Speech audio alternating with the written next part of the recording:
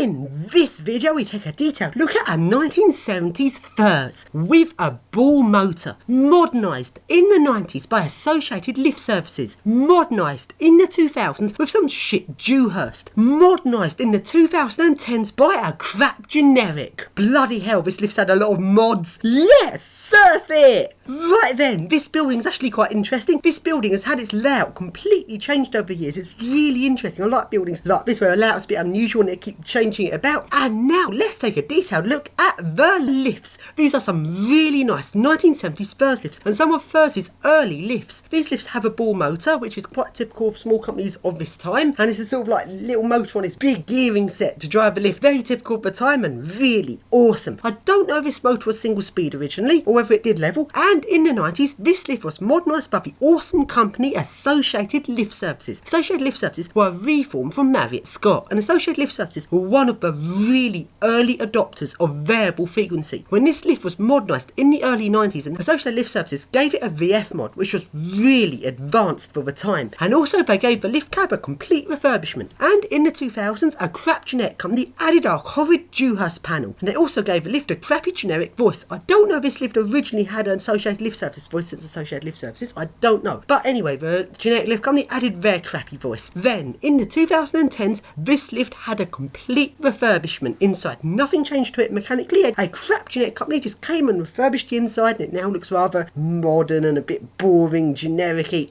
So then, now let's take a look on top of this lift. And what's quite interesting about this is, despite this lift as being from the 70s, it doesn't really have the sort of big, solid, heavy-duty chassis you'd expect from the 70s. It's more sort of cage sort of chassis around the lift. Because this was one of Furse's early lifts, it seems this lift was a bit like a sort of hydraulic lift car, but made to be traction. Especially since Furse almost always did hydraulics. It's quite unusual that this is a Furse traction lift. Right then, on top of this lift, there's not actually that much to see. But looking at the lift shop, just look at the old brickwork. This looks really old.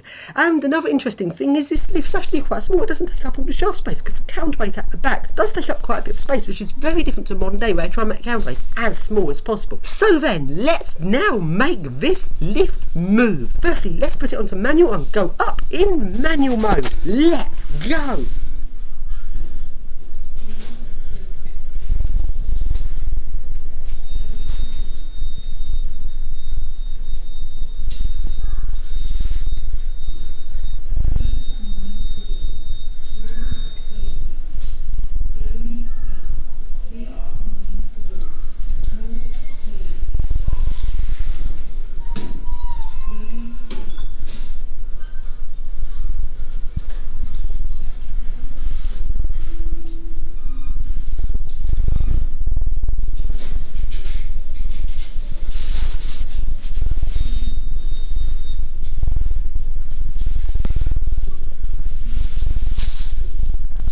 And now, let's take a ride at full speed in automatic mode.